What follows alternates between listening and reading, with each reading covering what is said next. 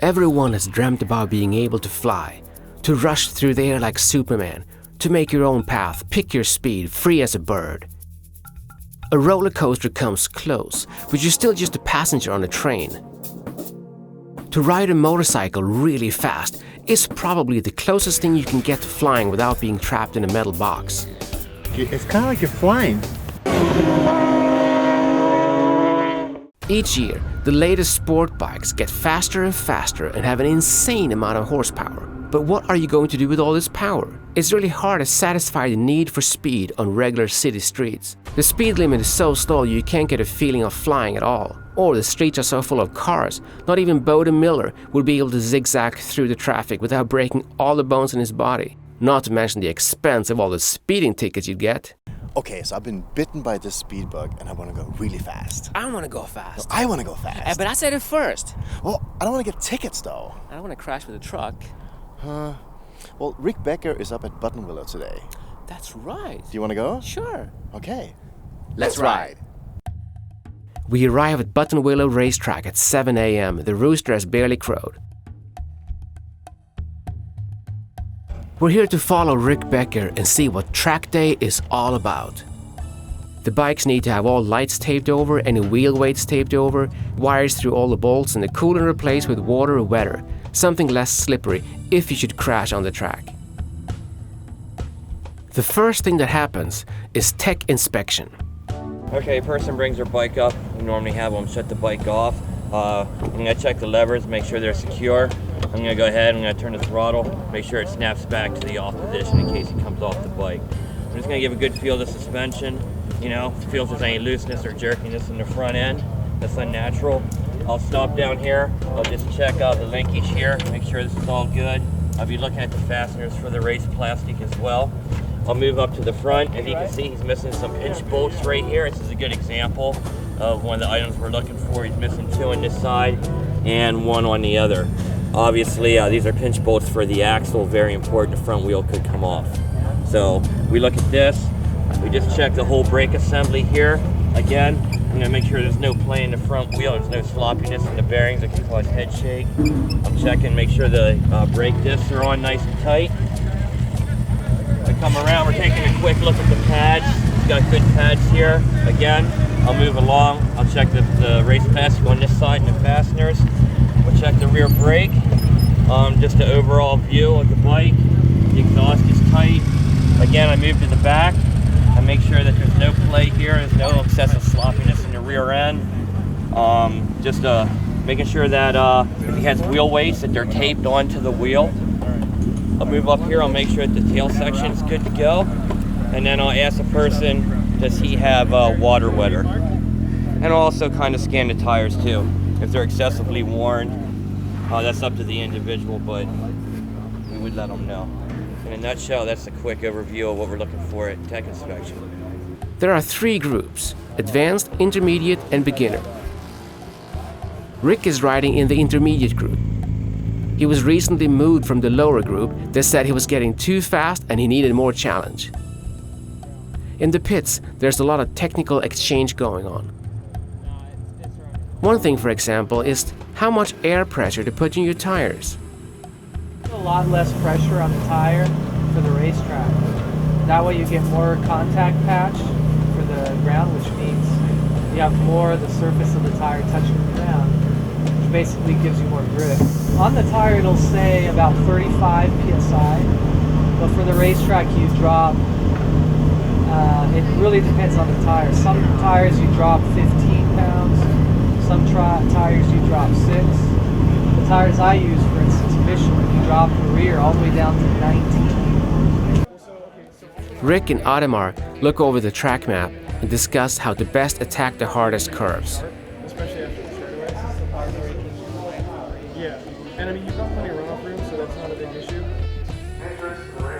In the general meeting, they talk about passing rules and what the different flags mean.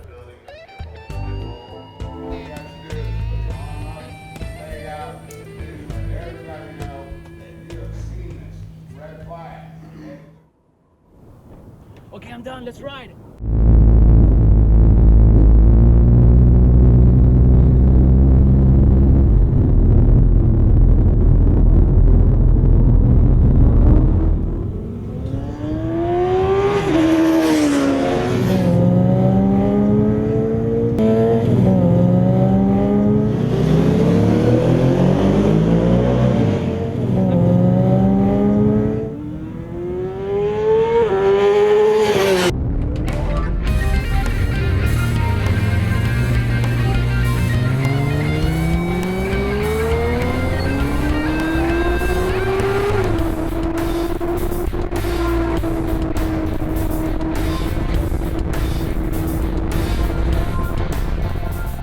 I started doing track days in my first year of riding.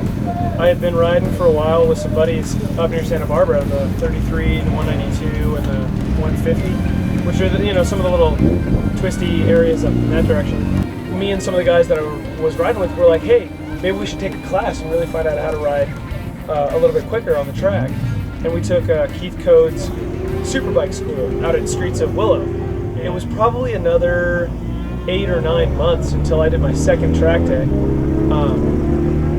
And I met more people at that track day that I had fun hanging out with and that I really enjoyed being around and that I picked up a lot of knowledge from. And so all of a sudden I was starting to get really enthusiastic about it. And so anytime I'd get the money together to do it, I would pick a couple friends and we'd plan something together and head out to the track and have a lot of fun. And at that time I was riding in the novice group, I guess here it's called the C group. For a good long time. I'd probably spent about 1.5 years, 2 years before I'd even considered stepping it up. And some of the guys that were organizing things that I recognized were like, hey, do you want to ride in the intermediate group? You seem like you're riding pretty well.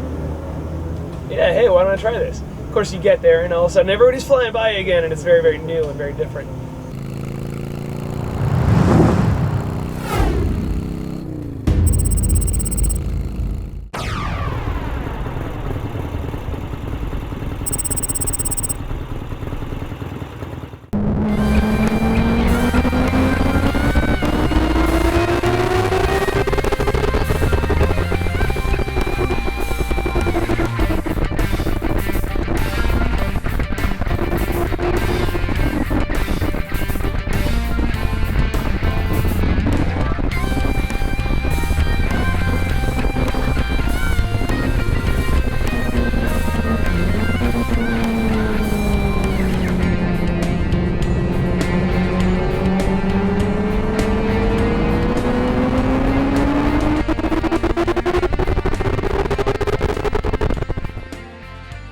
Couple laps of the day, I'd say set the tone for your day. You don't want to take any risks. You don't want to push limits. Each lap, pick it up a little bit more. Get a little bit more aggressive coming out of the turn. Carry my speed from that turn into the next one, increasing my entry speed, which then increases lean angle, which then increases exit speed. And as all those start to creep up, your first session will probably finish up before I really get into that rhythm. Work my way up, heat up the tires some more. Now I know I've got the gumminess, get into those turns a little bit more aggressively. I'm starting to feel my upper body loosen up as I start to trust things more. Really makes things a little bit more fluid for me as I handle a couple of those turns.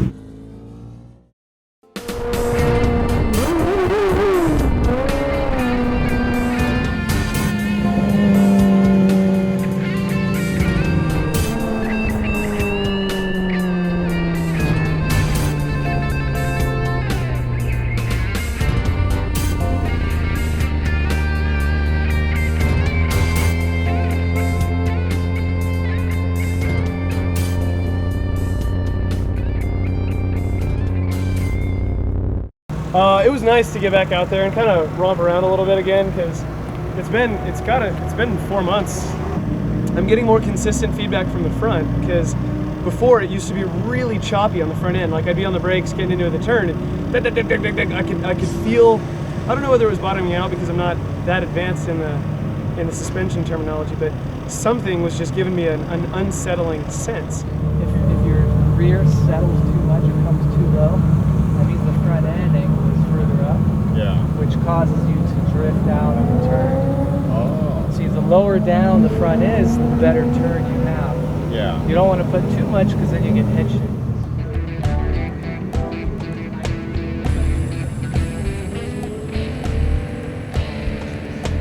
High speed and slow the bike down. It was bouncy. Whenever there's a bump, it felt like the tire would get a little bit of air, especially the rear. And so I need to loosen up what they call the compression dampening. Less dampening will make it softer. Like right here, where it's peeling more than it should be, because that's not normal. That section right there, Yeah. it didn't used to do that. Well, And those I know- are Michelin, right? Yeah, these are the same set we put I on. get quite a bit of that on my Michelins, but this looks like maybe it's bouncing.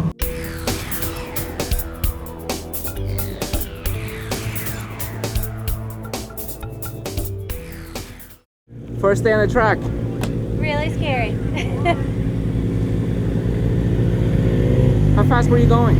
I don't know, maybe 60. It went pretty slow, but it was fun. You lose track of where you are, you can't think what's coming up next. So it's kind of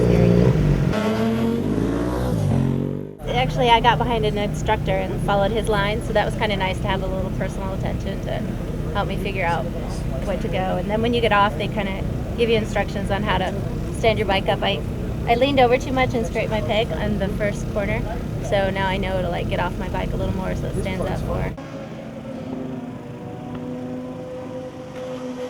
No, wait, brake. Oh, wait, I gotta lean.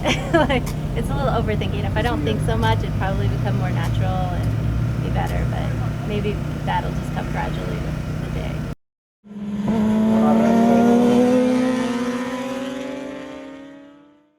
Really excited, and then this morning I got really scared, and right now I'm a little calm. I already did it once, now I gotta go back out and kind of improve on what I just did, so. So what's the plan for the second session now? Waste more rubber. There was this huge swarm of folks, and I would pull over on the front straight and kind of let some guys go, doing the calming down thing that we talked about. And I'll be darned, they just kept coming. I'd glance over my shoulder and there's a huge line. I'd be like, okay, next lap, I'm still slowing down. Just because I wanted them to get out far enough that I would have 2 or 3 turns where I could do my thing. And once I got in there, it was a lot more comfortable because all of a sudden I'm not focused on not crawling up his tailpipe. I'm worried about my lines and what my throttle hand's doing and how am I in here and where's my head and what's going on. And that's a lot more comfortable because now I can work on what I need to work on. Let's ride.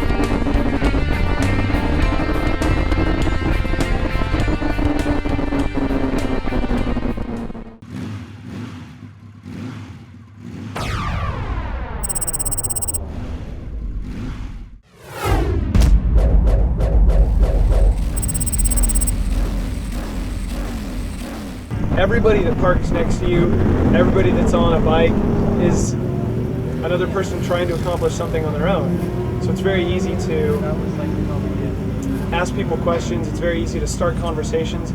You'll find that people tend to be very, very supportive of each other.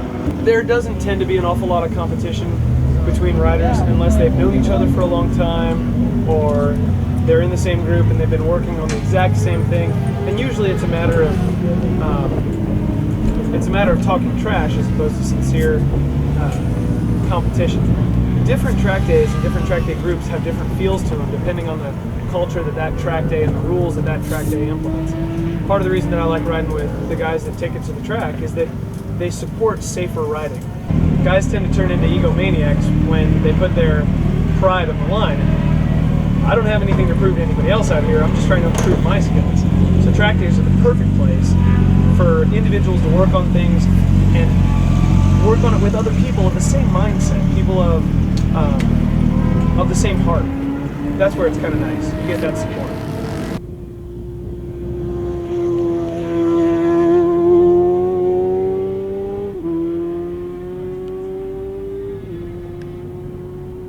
I think that there's always going to be a risk in crashing whenever you're riding a motorcycle because it has mostly to do with your understanding of your own limits and the limitations of the motorcycle that you ride.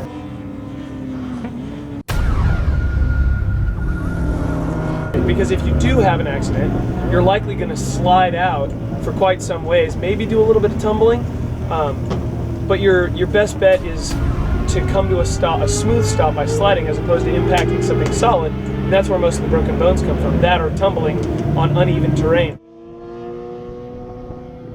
The street riding groups, they mandate certain distances that you must pass by. You must have this amount of room to pass somebody cleanly, otherwise you didn't have enough room. Faster groups are allowed inside the turn and outside the turn passing, so it's a little bit more aggressive. They don't mandate rules, but it's still gentlemen's rules. So having that controllable atmosphere, in my mind, makes track days the real way to practice any of the techniques that you've learned through the MSF or any of the track day schools, or even some of the techniques that your buddies have been tossing around while you've been riding.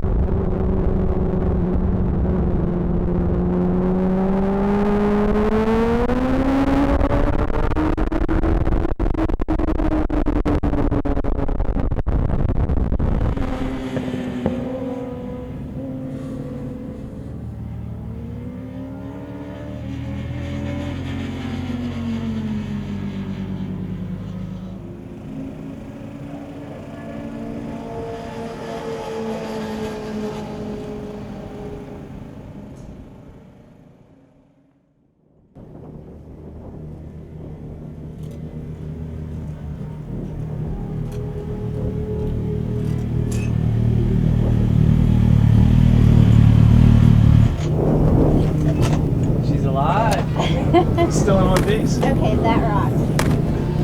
Good session? Session, that was awesome. Thank you for the advice, Adam Parr. Oh, did you like that? Yes. It worked, huh? Yes. Yes. Cool. Definitely worked. So you'll get more familiar with the track. You know where you gotta be now. And I sped up as a result. See? Did you see me yelling at the bastard in front of me? Pardon me while I get a little upset. The guy comes into that turn, headed onto the straight. He's got a pretty good clip. Like he really picked it up from the previous one. And we go into that turn, and I'm closing on him, thinking that he's gonna pull through the entire turn. And I get in there, he drops in and looks right at his front tire and closes the throttle. And I'm like, oh, crud, because I'm still coming up on him. And I should have, like a smart person, just dropped inside of him and cut him off, but I didn't want to get that close to him and freak him out and send him off the track, because he was already fighting not going off the track. I was just saying that I was really kind of getting a little bit more comfortable and picking it up. I wasn't too hard on the brakes before the turns. I was just kind of choosing my entry speed nice and early and seeing if I could cook it through some turns. You can tell because there's not too many pills on the center of my front tire. It's usually you pick up pills when you're real hard on the brakes. It smashes them into the rubber real good.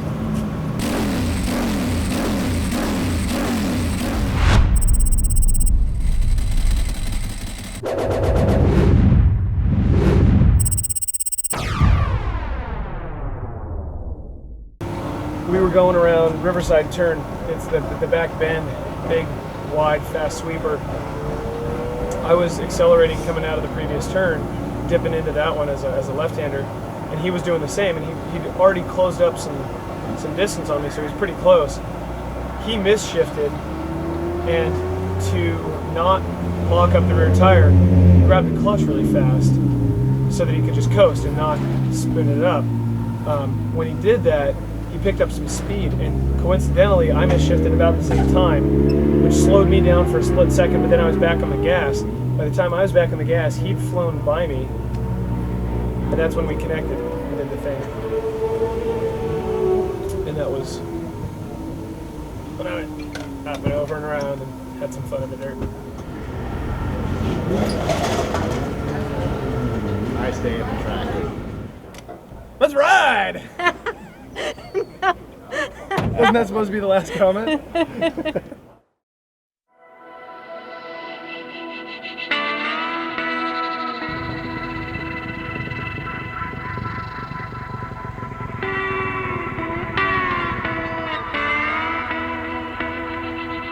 We're here at Vasquez Rock Park, just north of Los Angeles. Vasquez Park got its name from the notorious bandit Tiburcio Vasquez. He used this place as a secret hideout and also where he stored all his loot. Remember those old black and white cowboy movies you saw as kids? This is where they shot them. Think this looks familiar? Maybe like a strange planet? You're right. It's the Planet of the Apes. That's right, many movies have been recorded here. Among them, Planet of the Apes from 2001. This is where they recorded the Flintstone movies. Ow! This is where they recorded Black and White with Michael Jackson. That was fast. That was really fast. Fast. Hey, you wanna go again? Yeah. Okay. Let's ride.